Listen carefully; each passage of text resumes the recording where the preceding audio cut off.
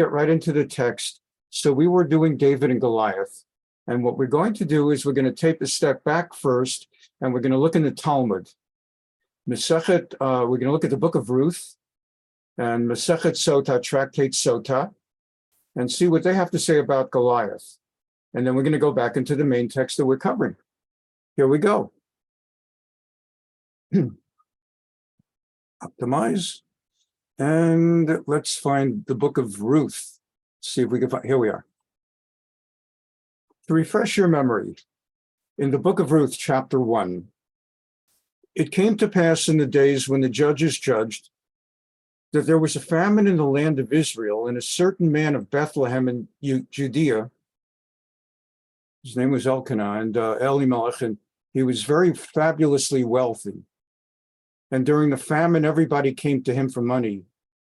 And he decided he'd rather leave Israel because everyone's coming to him for money. So let them deal with the famine. I have my wealth, and I'm not going to support this whole country. So he crossed it to the other side. Just to refresh your memory, where is the other side? Let's look at the map. Just to refresh your memory, this is the land of Israel. He was in Bethlehem in Judea. And he goes over to Moab next door, just across the water. Goes to Moab. Okay. Let's take that down. Let's go back to our main text. Ruth. So he went to sojourn in the fields of Moab.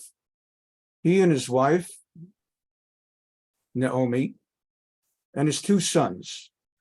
The name of the man was Elimelech, name of his wife Naomi, name of 2 sons, Machlon and Kilion. And they came to Moab. And then Elimelech died. Here he left Israel. He doesn't want to support all the people during the famine. The Talmud tells us he was punished with death for having abandoned his people. A person who is wealthy has his wealth by the grace of God. God can feed people directly, or he can feed people to feed people. God gave Elimelech wealth in part to feed the poor. He abandoned his mission. So God took his life. And that left Naomi and her 2 sons, Machlon and Kilion, each of whom married a Moabite woman. The name of the one was Orpah. The name of the other was Ruth. And they lived about 10 years. With the 2 sons of the deceased Elimelech married, one to Orpah the Moabite woman, the other to Ruth the Moabitess. And they were about 10 years. And eventually both of those 2 intermarried Jewish men died, Machlon and Kilion, leaving behind their mother, a widow, suddenly with no money at all. Once had been the richest woman in all of Israel. Now, a poor woman in Moab with 2 non-Jewish daughters-in-law, Ruth and Orpah. By the way, Oprah Winfrey, no joke, no pun, Oprah Winfrey, her parents named her for Orpah. And I don't know whether it was that they made a mistake. Some people make that mistake. And whether it's dyslexia or what, I don't know. But Oprah was named for Orpah. So you have Machlon and Kilion dying, leaving behind Orpah and Ruth and the mother Naomi. So Naomi basically took stock. What the heck am I still doing here in Moab? The whole reason we moved here was because we were gazillionaires getting away from the poor people. I'm one of the poor people now. This country's given me nothing but 2 non-Jewish mothers-in-law, daughters-in-law. And what do I have? What do I have? I have no nachas. I got nothing out of this. I'm a poor, poverty-stricken widow. So she arose with her daughters-in-law that she might return from the field of Moab. And she went forth out of the place where she was with the 2 daughters-in-law to return to Judea. As you know, Judea is located in what the Arabs call the West Bank. That's like where Beit Lechem is. And Naomi said to her two daughters-in-law, listen, come on, you're Moabite girls. You're actually very nice girls. If I had to have my sons marry out of their faith, I had two very nice daughters-in-law. You've been very sweet, and I have nothing more to offer you. I'm too old to have more kids, so I'm not going to be able to provide you any more husbands. I've got no money. I've got nothing. So I'm going to say goodbye. Naomi said to two daughters-in-law, go return each of you to her mother's house. Go to wherever you come from in Moab, and God should deal kindly with you, as you've dealt with the dead and me. You're wonderful to my sons, and you were good to me. I wish you well. Goodbye and good luck. The Lord grant that you may find rest, each of you in the house of your husband. Find a new husband. She kissed them goodbye, and they started to cry. They actually had to get a relationship. And they really cared for her. And they knew she's like really finished. She is finished. You imagine being as wealthy as the deceased Leona Helmsley, or I'm thinking like, I don't know, what Trump's wife, or any of these really incredibly Jacqueline Kennedy, I don't know. And then overnight you're poverty stricken, wearing rags. I mean, that doesn't happen to those people. This is quite a fall. They wept, and they said to her, no, don't go. We'll come with you to your people. And Naomi said, come on. I mean, really, what do my people have to offer you? And what do you have to offer my people? Turn back, my daughters. Why will you go with me? I don't have any more sons in my womb to give you. Turn back. Go your way. I'm too old to have a husband. If I should say I have hope, should I even have a husband tonight? I'm going to bear sons. And even if I were to get pregnant tonight with a husband, what are you going to wait 20, 30 years for them to grow up? I mean, what are you talking about? Let's say goodbye. So they lifted up their voices and wept again. Orpah kissed her mother-in-law goodbye. And that's the end of the story for Orpah. She leaves to live in Moab. Ruth cleaved to her mother-in-law, Naomi, and would not leave. And she said, these are famous words, and here's where we're going to pretty much, this is the segment of the book of Ruth I want to read. And she said, Hine Sheva yivimtech elama ve'el elokeha shuvi acharei yivimtech. So on the one hand, Elohecha actually, Ruth is saying to, on the one hand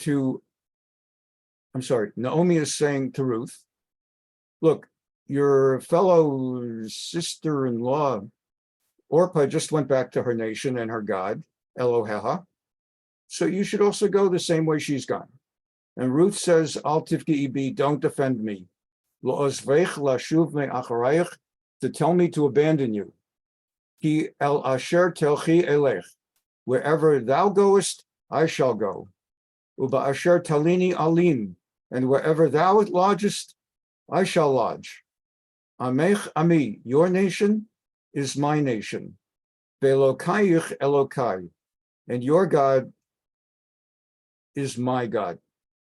Ba'asher tamuti amut, however it is that you shall die, I shall die. Visham ekaver, and that is where I want to be buried. Ko ya'aseh Hashem li v'cho yosif ki amavet yafrid beni uvenech. And thus I make a vow to God, I shall stay with you to the end.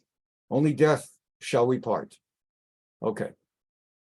Our story moves to focus now not on Naomi and Ruth. That's where the book of Ruth goes. We're instead going to look at a Talmud discussion of whatever becomes of Orpah and this part of our story. So we're going into the Talmud, Tractate Mesechet Sota, page 42b, Daf Mem Bet Amud Bet, and I'm going to skip most of the Hebrew and Aramaic and just do it in English because I want to conserve time and get us to the point. And the Mishnah talks about the David and Goliath story. And the Philistines came championed by Goliath, Goliath in Hebrew. And the Talmud describes the battle between David and Goliath. And the Gemara asks, what do we infer from the name Goliath? Very often in the Talmud, they look at someone's name, and from the name, they say, that name is a fitting name for that person. Sometimes someone has a name that just fits perfectly. When I was a boy, there was a basketball player in the NBA. His name was Wayne Hightower. Is that a name for a basketball player? Hightower. You grow up with the name Hightower, what do you think you're going to end up doing if not playing basketball? There was a hockey player, I was a big sports fan. There was a hockey player growing up. This is really true. His name was Bart Crashley. Crashley. What a name for a hockey player. So you know your destiny is set the moment you come out of your mother's womb and they tell you your name is Crashley or Hightower. In the Talmud, they very often look at a person's name and they infer something from the name. So let's see, what do they infer here? With Goliath, that was his name. Rabbi Elchanan says, the verse implies that he stood before God with brazenness, Gilui Panim.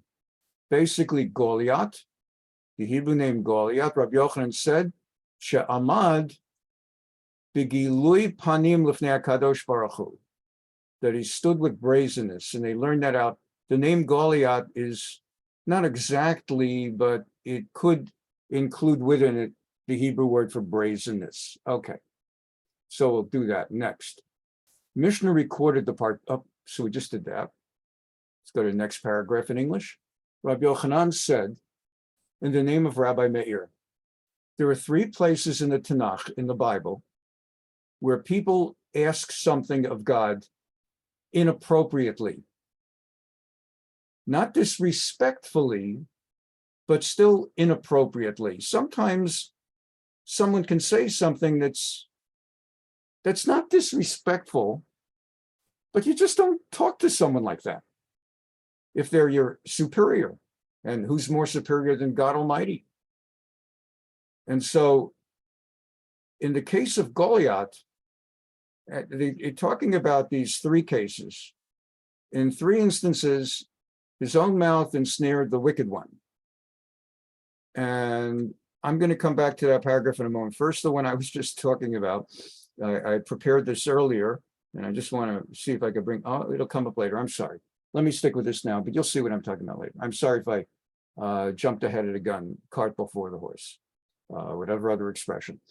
There are 3 other places where a person's own mouth ensnared the wicked one, where you say something which you meant one way, but actually you unexpectedly predicted your own demise, your own downfall, by the words that came out of your mouth.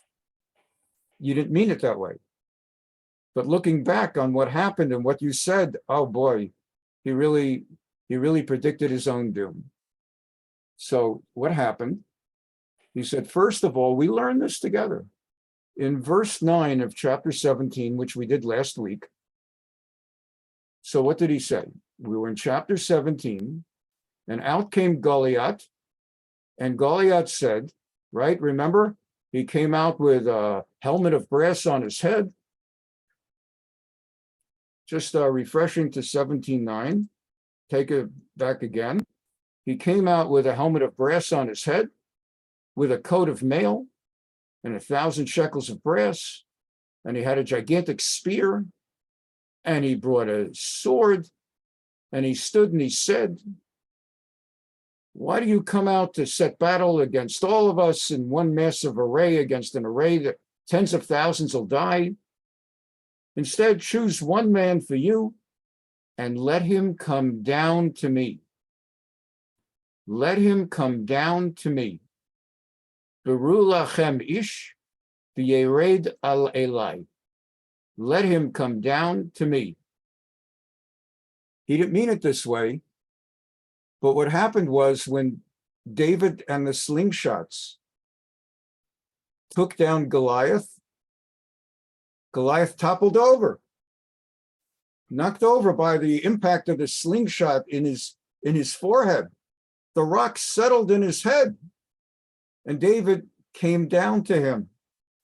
David came and had to actually bend down to finish off Goliath.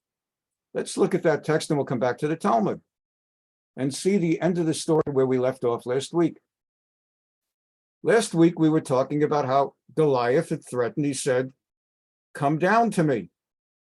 If he be able to fight with me and kill me, then we will be your servants." The Talmud says, it's interesting. First of the two possibilities, he said, if the Jews win, if he be able to fight with me and kill me, then we will be your servants. But if I prevail against him and kill him, then you will be our servants. Talmud says, interesting, unknowingly, the first words out of his mouth were the Jews, if they beat us. And his prophecy came true. The Jews were the ones who won.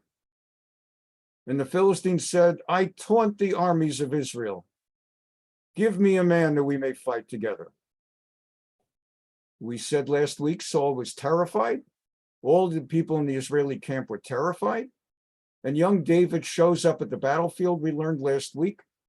His father had sent, Yishai had sent him to find out how the boys are doing, the sons, David's brothers, and bring them some food. And also bring food for the rest of the battalion, the rest of the unit. So I should not inadvertently, by sending food to your brothers, end up creating jealousy and envy against them, that they have better supplies and rations than everyone else. So let's send some food to everyone that they will appreciate having members of our family in their unit. And David showed up. And while David was there and he brought everything, he saw the spectacle of this giant of the Philistines on the other hill. We learned this last week, taunting God of Israel and the people of Israel, challenging them to send someone. Saul the king was terrified. The army was even more terrified, and they didn't know what to do. And David said, I'll do it. And that's where we left off last week. The brothers said to David, you're a young fellow and you're looking for trouble. You're always looking to get involved and get in trouble. You're an adventurer. This is not a game. You don't belong here. Go back home to daddy. And Saul was saying, you're not up to this. And David was saying, but this man is taunting and defying the people of Israel and the God of Israel. David was told that anyone who kills that giant will be rewarded with a daughter of the king, thus becoming a prince, member of the king's royal household. He already was playing harp for the king. That was part of the household, but now would be by blood, would be a member of the family. And on top of it would be made wealthy beyond all description. So when David heard all this and said, he said, I'll do it. I'll be the one. And Saul said, I'm sorry, but by Yomer Shul, and here's where we left off, Lo tuchal alechet el plishti hazeh. You can't take on this Philistine. Leilachem imo, to fight him. Ki na'ar ata. You're just a young fella. V'hu ish milchama min urav. He is a warrior from childhood. This man has been trained he's a trained killer. Vayomer David Shaul, and David told Saul, I'm not a little kid. Don't mistake me for a typical little boy. And we learned last week, he says he once went in the field with a sheep to shepherd them, and along came a lion and a tiger, and he killed them with his bare hands. Gam et ha'ari gam hadov v'ka'avdecha. I killed both the lion and the bear. And the word dove, I told you my Hebrew name. Hebrew, the common convention is many Jewish men, our Hebrew names are those of wild animals. Ari is a lion. Dove is a bear. Zev is a wolf. This is not unusual to have a name, the convention of wild animal names among those that are given to men. And on the other hand, women are frequently named for birds, Sipora, names like that, and flowers. Interesting. Anyway, so David said, with my bare hands, I killed a lion and a bear. This uncircumcised Philistine, what do we mean by uncircumcised? Well, you know what we mean technically by uncircumcised, but why does he say it? Of course he's uncircumcised. He's a Philistine. The word arel, as David uses it here, uncircumcised, is a statement of contempt. Even as some European anti-Semites actually mock Jews for being circumcised, it's actually something they laugh about. I've read text in various things where certain Europeans, anti-Semites, have spoken about us as though it's a matter of contempt. To Jewish people, it's a matter of pride. It's our covenant with the Lord God of Israel that he entered into with Abraham. And it's part of the covenant that God called upon the Jewish people, in return for which he put a sign on our bodies, the sign of the circumcision. And we believe that the circumcision makes us complete, that we are born almost complete with one thing left for us to do. He's done most of the work, and he's left one thing for us, to circumcise the male at age 8 days, or soon thereafter if it hasn't been done at 8 days. And therefore, it's a sign of contempt coming out of David's mouth, referring to the Philistine as uncircumcised. Who is this lout, this bum, this uncircumcised bum, to stand and defy the armies of the living God? I'll take him on. And the God who saved me from the lion and the tiger and the bear will deliver me from this Philistine.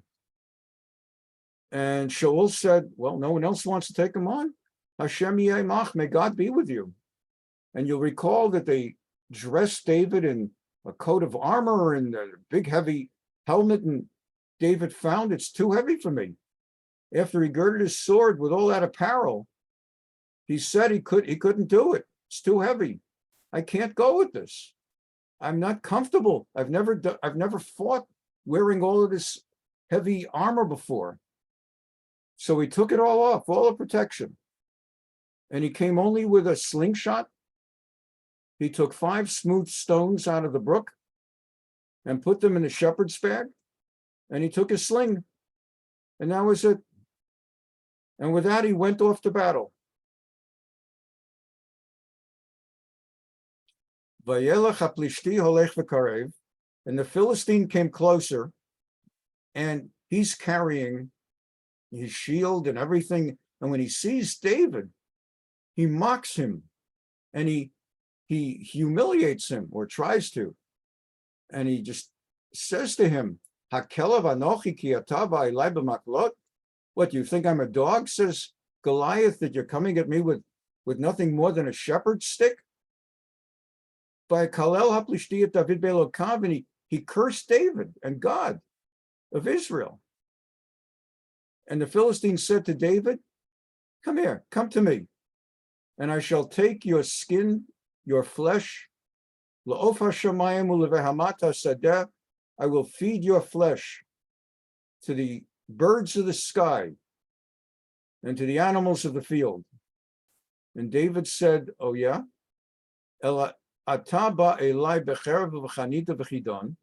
You're coming at me with a sword and a spear and a javelin,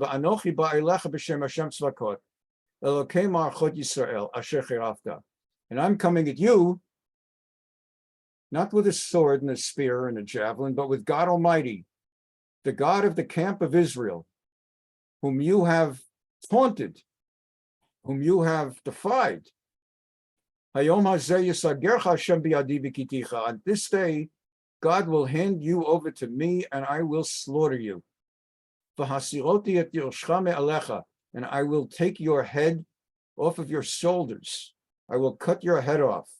V'natati pegar machane plishtim hayom hazeh, and I shall destroy the carcasses of the Philistines on this day, and hand them also to the birds of the heavens and to the animals, wild animals of the field. That's how scared I am of you. V'yada'u kol ha'aretz ki hasher Elokim liYisrael, and the whole world will know that there is a God in Israel. V'yada'u kol ha'kahal hazeh, ki lo b'cherev u'v'chanit yoshi Hashem, ki l'Hashem ha'milchama v'natan etchem biyadenu. The world will know God does not need swords and he does not need spears. He will take you down. And so as the Philistine then came forward directly to confront David, David hastened and charged forward at the Philistine.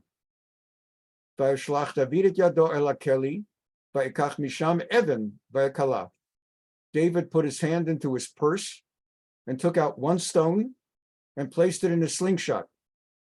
And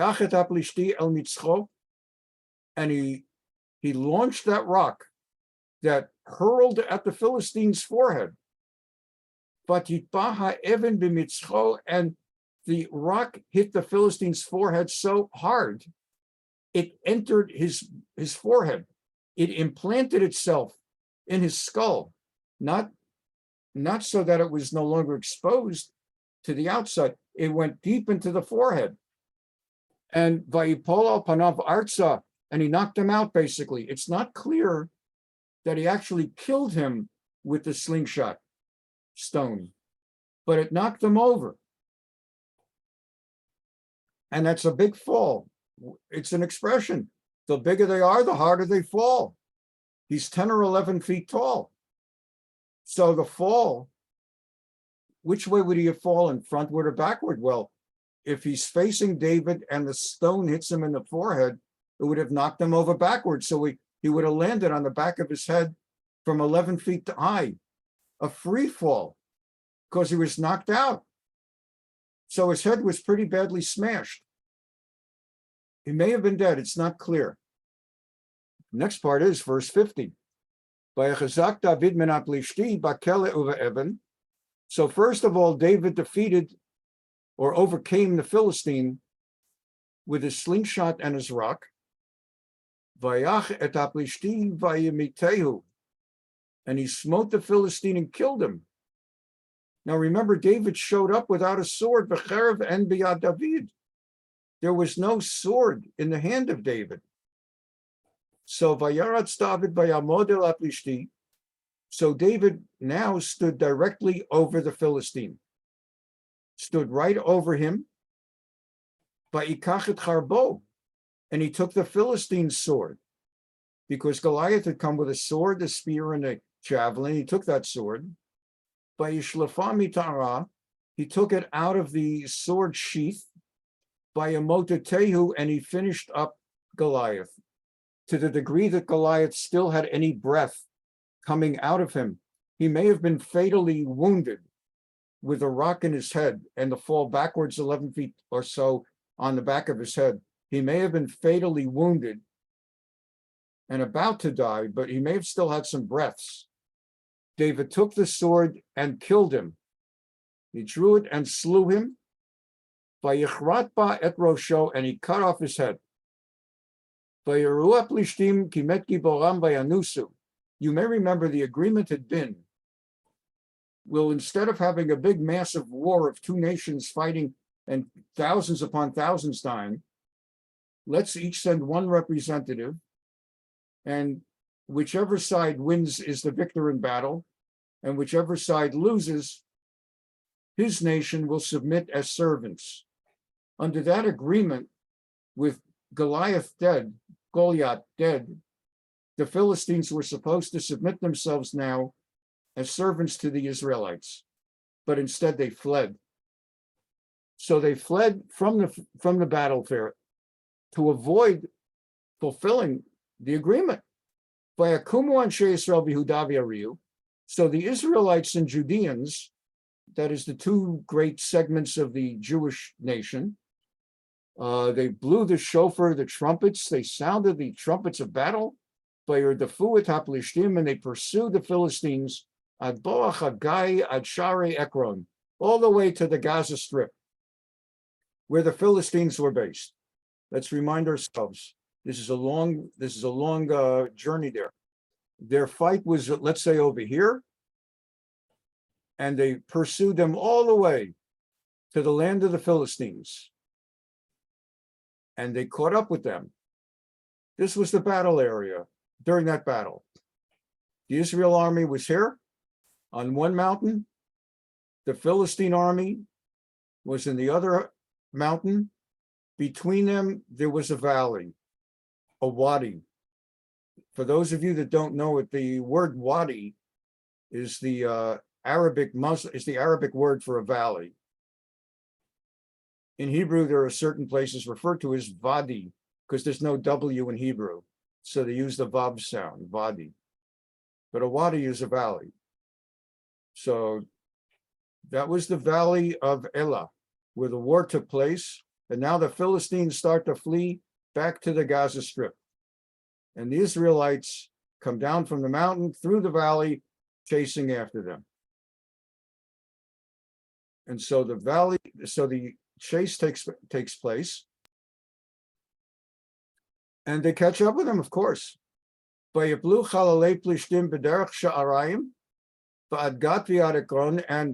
throughout, the Israelites were catching them and killing them off.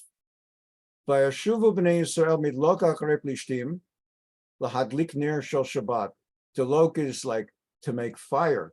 Here they were pursuing them like a flame, like a rapid flame.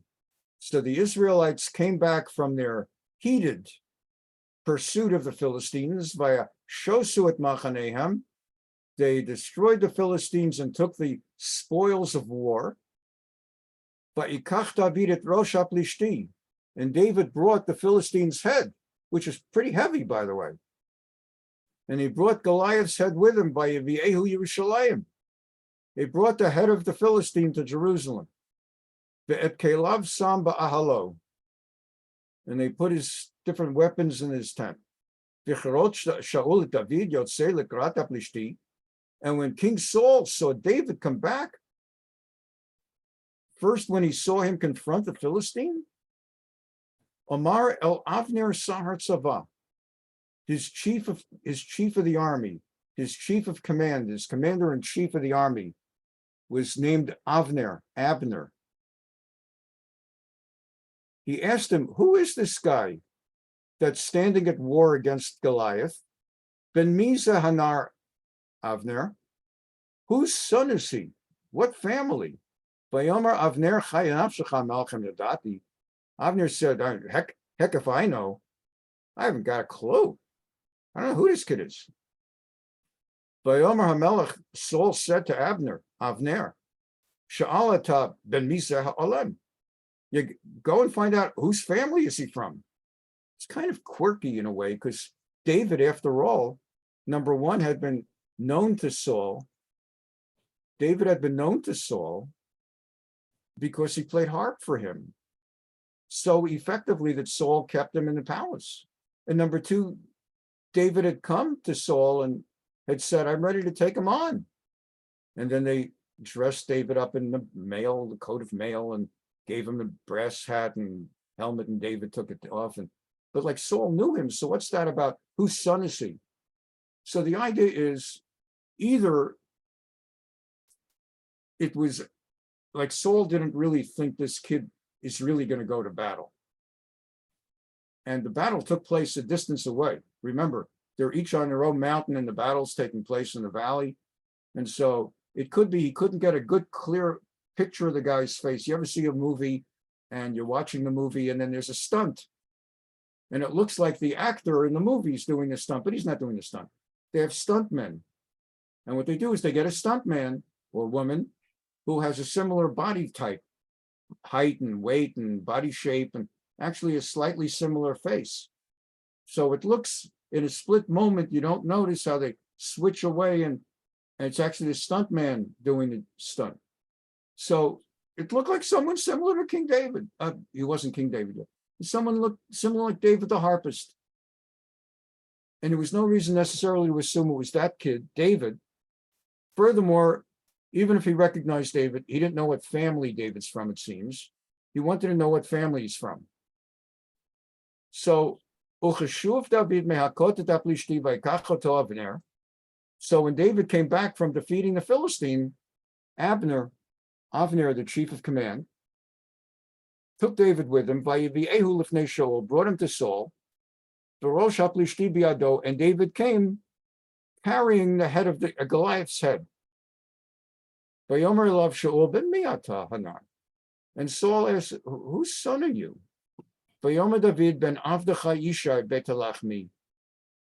I'm the son of Jesse of Bethlehem. We're going to go back to the Talmud now before we go into chapter 18. Let's take a look back at the Talmud. So that was the way. But first, I prepared something for you. Hope you like it. If you don't like it, hope you don't like it. Not too much. I grabbed something off YouTube.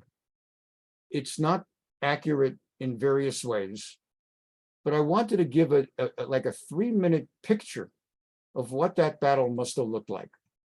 I really felt it's really worth a peek. So it's a 3-minute battle. There's one definite mistake in the portrayal. I'll let you find the mistake. It's a little quiz. At the same time that it will enhance your imagery of that battle, it'll give you a chance to see, can you see the mistake in the clip? Here we go.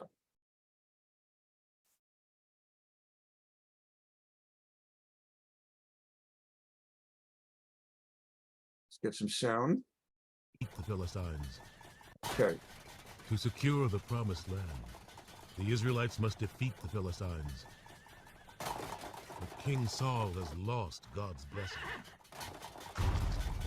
And now he faces the Philistines' greatest champion, Goliath.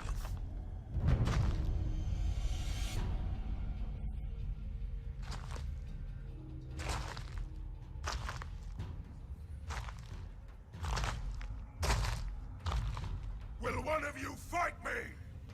Israelites, you win! And the Philistines will be your slaves. I win. And you will be our slaves. Someone must fight him! Not you, Jonathan. The warrior who defeats him will be a rich man! Not one man in Israel! Not one of God's people!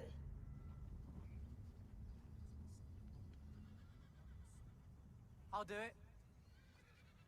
David, you're no soldier, you're a shepherd. Yes, a shepherd. As I protect my sheep, God will protect me. Where is your faith? Where is your God?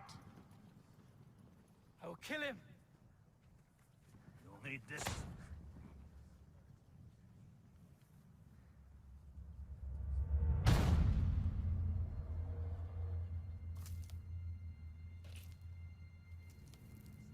I'll be better without it.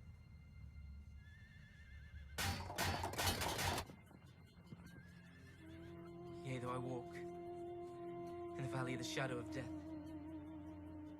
I fear no evil. You are with me. Thy rod and staff, they comfort me. You anoint my head with oil. My cup overflows. Surely goodness and mercy shall follow me all the days of my life.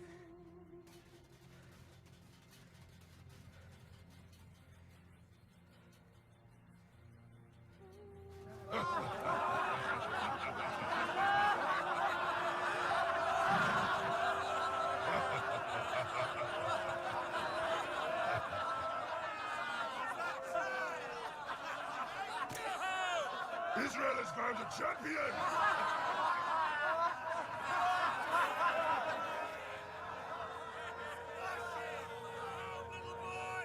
Don't waste my time, little boy. You're too young to die. I will fight you!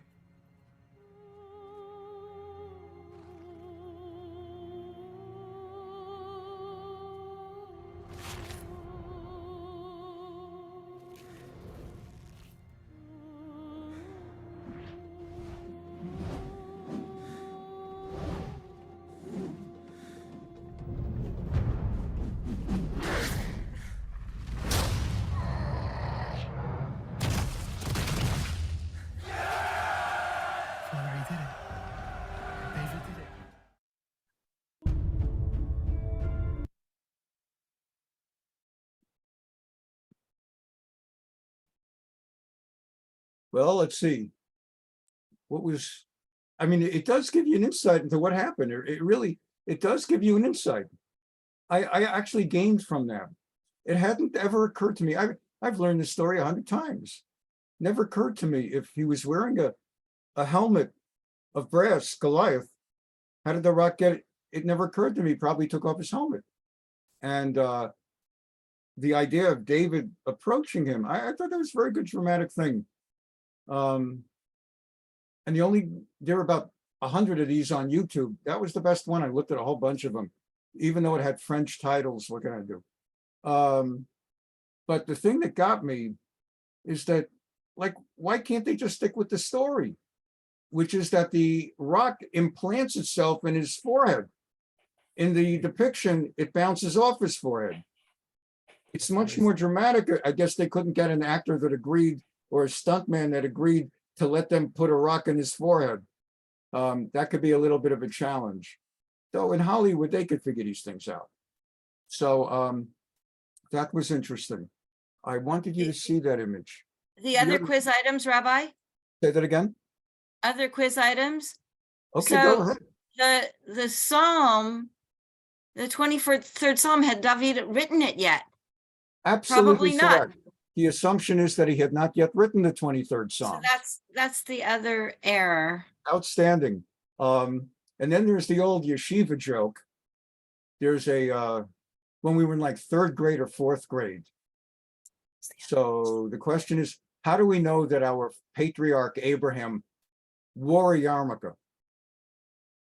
That yarmulkes go back as far as Abraham. And so the answer is that God says to Abraham, Lech lecha mi'artzecha mi'moladetecha mi'beit avicha el ha'artz asher arecha. You should walk from your land of your birth and your homeland and land of your parents to the land that I'm going to show you. And can you imagine that God would tell Abraham to walk without a yarmulke? So that's how we know there were yarmulkes in the time of the Bible. So in the same way, they show David without a yarmulke or without a black hat. I could just imagine David wearing a black hat in biblical times. So anyway, besides those black hats are fedoras that are Italian. They were created by Italians, and then you wouldn't have French titles. So I thought it would add some drama and appreciation. But let's get back now to the Talmud, which I prepared for you in this context. See, I think it's on this one. Nope, it's on the other one. Okay.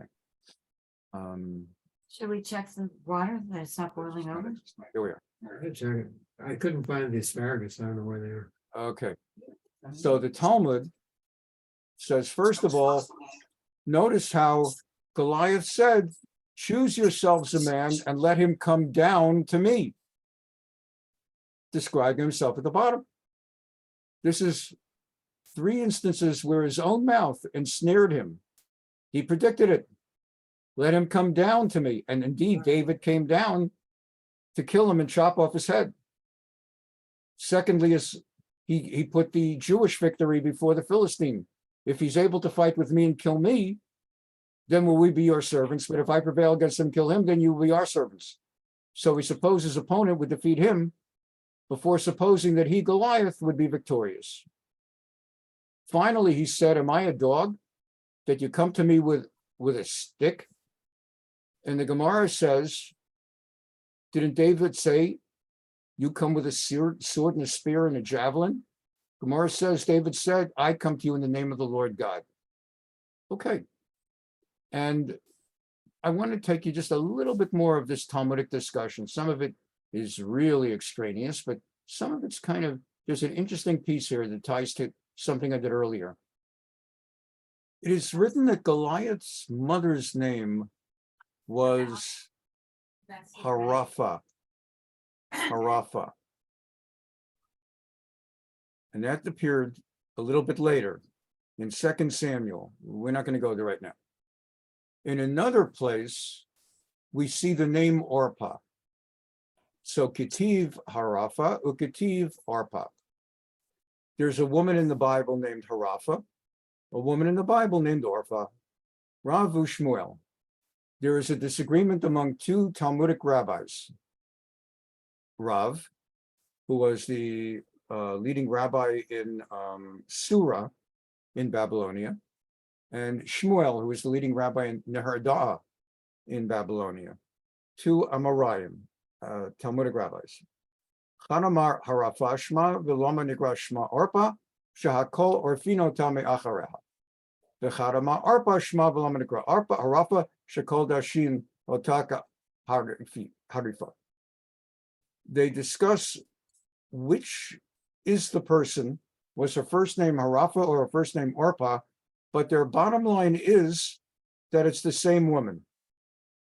And the same woman, they say, in other words, Orpah, the daughter-in-law who turned away from Ruth when Ruth went back to Eretz Yisrael, as we learned in the beginning of class tonight. And she told her two daughters-in-law, go back to Moab. But when Naomi went back to Eretz Yisrael, and then when Ruth said, no, I'm coming with you, but Orpah did turn back and went back to Moab, which was not evil per se. And Ruth and Naomi was saying, go back to your family and your people in Moab. Now that her sons are dead and everybody's gone and she's going to Judea. Orpah went to Moab, and according to the Jewish legend, the Masorah, the Midrash, Orpah was the progenitor of Goliath. The Gemara continues, these four were born to Harafa in Gath, in the city of Gath, in Philistine land of Gaza. The woman Harafa gave birth to four, and they fell by the hand of David, by the hand of his servants. Gemara says, what are the names of the four siblings who fell? Rav Fischer said, Saf, Madon, Goliath, and Ishbi.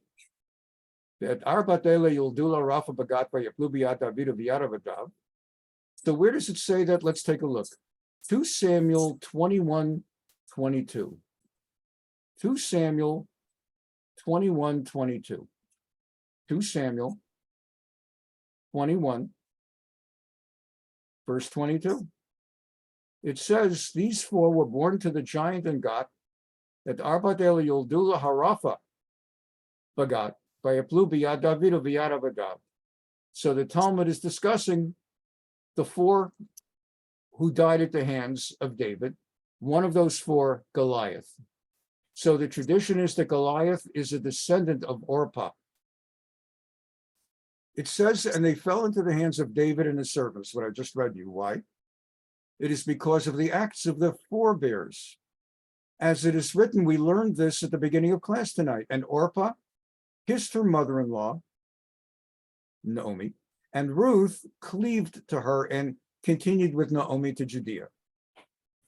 Rabbi Yitzchak says, the Holy One, blessed be he, HaKadosh Baruch Hu said, the children of the one who kissed, referring to the four giants descended from Orpah who kissed, will come and fall into the hand of the children of the one who cleaved, referring to David, who was descended from Ruth.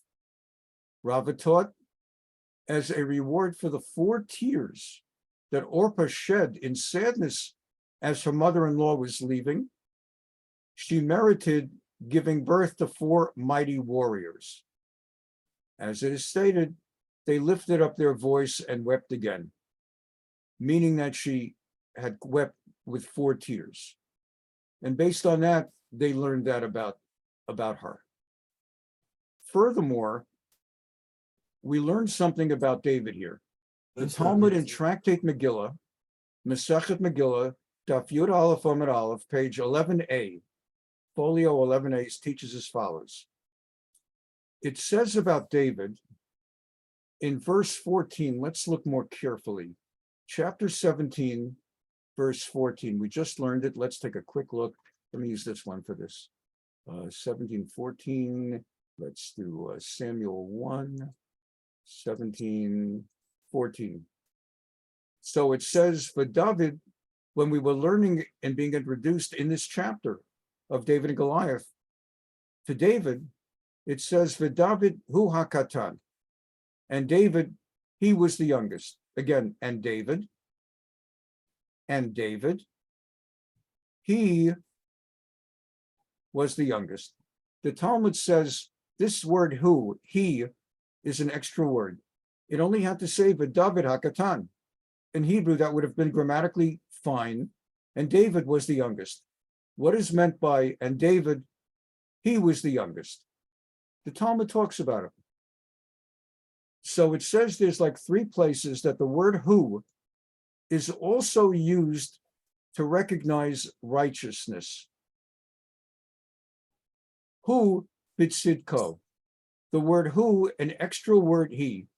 In one place it says Avram, hu Avraham, where it describes how Abram's name was changed to Abraham. They add the word who, indicating that Abraham did not change. His name changed, but he, the word who means he remained in his righteousness. That's one. And here with David, it says, and David, he was the youngest. What I just read you indicates that he remained in his humility from beginning to end. Even when he became a king of Israel, he never was an arrogant person.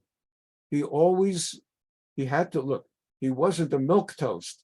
He was king of Israel and he had to comport himself as a king, but he did it with humility.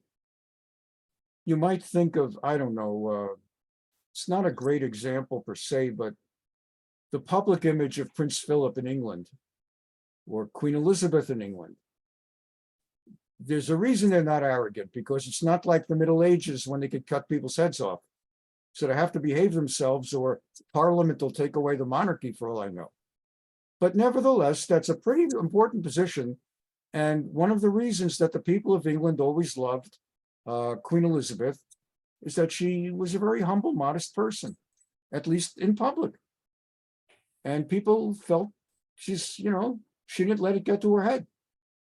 That's why they loved Princess Di, because Princess Diana, it's not like she got involved suddenly and became arrogant. She always was a very modest person in public. She worked against landmines and warfields, battlefields, and that's a big thing.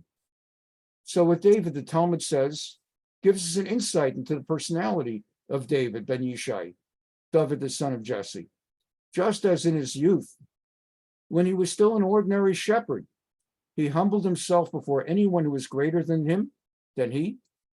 So too in his kingship, he humbled himself before anyone who is greater than he was in wisdom. He always remained a humble person. One more thing from the Talmud that I wanted to bring you. And this is something I'd mentioned earlier. There were 3 cases of people who asked something of God in an unreasonable manner. Shlosha sha'alu shaloka hogan. They asked in an inappropriate way. And they might have received, therefore, from God an unfavorable answer, but actually God gave them what they asked for. 2 of them, God responded reasonably with a favorable response. And to 1, God responded unreasonably and unfavorably in a manner befitting the unreasonable request. And those 3 were Eliezer, the servant of Abraham. Do you remember the story of Eliezer and Abraham? Abraham, Sarah had died, his wife had died, and he had his son, Yitzchak, Isaac. And Abraham wanted to marry Isaac off. It's the responsibility of the parent in those days to marry off the kid, even a boy. Not like today, you go on J date. Well, now you don't go on J date. J date, you can't go on J date anymore. You should know. I learned this from several different sources, including myself, after I lost my wife, before I met Denise, for marriage purposes. J date now is like 90% non-Jewish women. It's Jewish guy. It's like J date has become non-Jewish women interested in marrying a Jewish guy for whatever stereotype, and they're wrong. The stereotype used to be correct back in the 1950s and 1960s that Jewish guys don't drink. So like a Jew doesn't go to a bar. We're not in any of those jokes. Whenever there's a joke about this, and this, go into a bar, there's never a Jew. That itself would be the joke. A Jew goes into a bar, that's itself a joke. Jews don't go into bars. And so in the 50s and so it was known, like, if you marry a Jew, whatever, they take care of their wives, they take care of their families, they work hard, and they'll never go to a bar and come home drunk and beat you up. And so it became a thing. Like, it's a thing to marry a Jewish guy. And so what has happened is so many American Jews have assimilated and become just like the non-Jews that now they go to bars. You think Bernie Sanders doesn't go to a bar? You think Ben and Jerry's they don't go to a bar? So, I mean, they're like, George Soros doesn't go to a bar? I mean, they don't make them like they used to. What can I tell you? So anyway, J-date nowadays, it's like a lot of non-Jewish women looking, because the Jewish women figured out, so they go to other websites.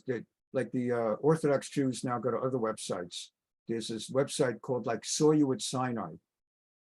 According to Jewish tradition, there's a Midrash that the soul of every Jew in history, including mine, including my children, the niece, her children, the future generation, every Jewish soul in history was at Mount Sinai when God gave the Torah to Moses. So there's a website that's called Saw You at Sinai. In other words, 3,000 years ago, I happened to catch a glimpse. It took me 3,000 years to build up the metal to ask you out for a date. Would you like to go out for a cup of coffee? And then she responds, of course, I'll see you. Try me again in 3,000 years. I'm busy right now. So anyway, the thing is that there was a time, so the Talmud is talking in this particular Gemara that Abraham was trying to match up or to marry off Yitzchak. And Abraham at this time was very elderly. He was 137 years old. Sarah had just died at 127. Sarah died at 127. Abraham was 10 years older. He was 137. And so he sent Eliezer, his major domo, to go to the land of his birth and of his family to find a wife for Yitzchak. As Eliezer was on the camel, traveling to Iraq, to Haran, where the family was from, to find a wife, he asked something of God. It was inappropriate. Who is he to make deals with God? And he said to God, God, I don't know how to match up. I'm not a shadchan. I don't know how to match people up. I don't know what I'm doing. So I'll make you a deal. You send while I'm on the road, you send some young woman who's got such a good heart that if I stop and ask her, I'm thirsty, would you get me some water, please? She's got such a good heart that her response will be, not only will I get water for you, I'll get water for all of your camels. You show me that lady, that's the one for Yitzchak. And sure enough, God did it. He gave him what he asked for. As he was on the road, he stopped off. Nowadays, if you need a cup of water, you stop off, you go to a convenience store and you buy a thing of water. But in those days, well, you go to a water fountain, depending on how risk averse you are. In those days, there was no convenience store. You had to go to a well. And they didn't have like signs like gas stations. We have a well at every exit. It was a thing to find a well. And so to be able to stop a woman, and to get the water, it's hard enough to carry when you're carrying a 12-pack of water, like Perrier or whatever you're getting, a 12-pack of water, to carry barrels of water from a well. And so you're asking her to carry water from a well, and she says, "I'll even draw more barrels. I'll draw more for your camels." So that's one. So the Gemara says that's one. And another one is what we just learned here. What did we learn? We learned with Saul. What did Saul ask? Well, let's see. First of all, there was the story of that the servant of Abram said to the maiden to whom I shall say, "Please bring me a pitcher that I may drink." And she'll say, "Not only drink, but I'll also give you camels to drink." She'll be the one whom you've appointed for your servant Isaac, Yitzchak. And Eliezer made the request. And it was inappropriate, first of all, even to ask it. But beyond it, who knows what kind of woman she would have been even if she did it. She might be lame or blind or who knows what. She might be an anti-Semite. She might be somebody that doesn't mind drinking water, but she's an anti-Semite. He said, whoever it is, that's the wife. So it was an inappropriate, it was too open-ended. And God gave him a break and gave her just a perfect wife. So the next one, which is the one we're learning about, is Shaul, son of Kish, King Saul. He negotiated a deal with God. When Goliath the Philistine challenged the Jews, it is said, "It shall be that the man who kills him, the king, namely me, I, will enrich him with great riches and will give him his daughter." So that was very open-ended. God, I'm making a deal. And everybody here who hears me, here's the deal. Whoever kills this Philistine giant gets my daughter. And the Talmud says that was inappropriate. That was a little too open-ended. The man who killed Goliath might even have been a slave. What, now your son-in-law is going to be, you're going to have a slave as a son-in-law? Or a mamzer? A mamzer is a bastard by legal terminology, someone born of adultery, who in those days, nowadays, there's no morality at all. There's no morality at all. But I mean, we're learning today on June 5th, Pride Month. But in those days, to be a mamzer, the son of an adulterer, you were ostracized socially in the community. And that's who would have become the son-in-law of the king. So the Gemara says he asked inappropriately who would be unfit to marry his daughter. Nevertheless, God responded reasonably. And David came to be the one. And there's a third case. We won't take up the time because we're past 8 o'clock. But let's just wrap it up for tonight. We did finish chapter 17 and the death of Goliath. The Talmud asks the question, why did he pick 5 stones if all he needed was 1 stone to do the job? This is an ongoing question for people that buy lottery tickets. If you're a really religious person, but I mean like a really religious person, but you could use an extra buck. So it's a real dilemma. Do you buy a lottery ticket? The odds are you're not going to win. Anyone here want to disprove me? I don't think so. So the odds are you're not going to win the lottery. But let's say you take the position, who knows, maybe God, in his wisdom, is going to resolve my financial problems with that ticket. And it's practically, it's a joke. It's like a corny joke. They talk about the Jew who's crying to God, God, you promised, God, where are you? I need money. I need money. Why do I never win the lottery? And then, of course, there's the voice from heaven that comes down, because Shmendrik, you never bought a ticket. So in the same way, if you buy a ticket, there's like a thought of, well, I'll buy a ticket. So to buy 1 ticket and to say, okay, God, I bought a ticket. I'm ready if today's the day. But to buy 5 tickets is already not so religious, because God can give it to you in 1 ticket. So when someone says, I'm going to buy 5 tickets because I think God will bless me, if the thing is like you're doing it from a religious thing, buy 1 ticket. I can tell you that it's not the key to riches, but who knows? I mean, so anyway, the rabbis ask, why did he pick 5 stones? 1 stone would have been enough. So they say he picked 5 stones in memory of Abraham, Isaac, and Jacob, Avram, Yitzchak, and Yaakov, Moshe and Aaron, Moses and Aaron. He wanted to go to battle to show God and himself he's going to battle not with weapons, not that I'm bringing a slingshot and stones because I'm so good at this, that it's a good weapon to have like a submachine gun. It's rather, he was walking with God. And he was symbolizing that he's walking with Abraham, Isaac, Jacob, Moses, and Aaron into battle. And that's on whom he is relying, God of Israel and the righteous, to bless him as God blessed those five. And that's why he picked 5 rocks. So that's tonight's class. Tomorrow, next Tuesday night, God willing, in chapter 18, we read the aftermath. Now that Saul has to pay up with money and a daughter, how does that all play out? And we encounter something that's very unfortunate, that David becomes such a national hero that it actually creates a problem. And that's the thing. We'll talk about it more next week. The problems of envy and how sometimes you inadvertently get some credit for something you weren't even seeking credit, and it gets you into more trouble than you wanted.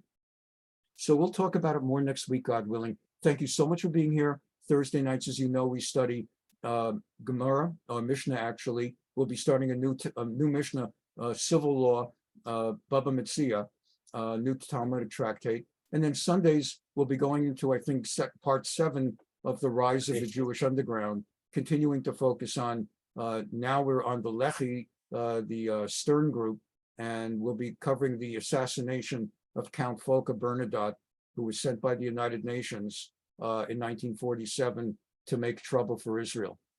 So we'll be covering all those. Have a wonderful week. Thanks for being here. Bye-bye. Good night. Thank you.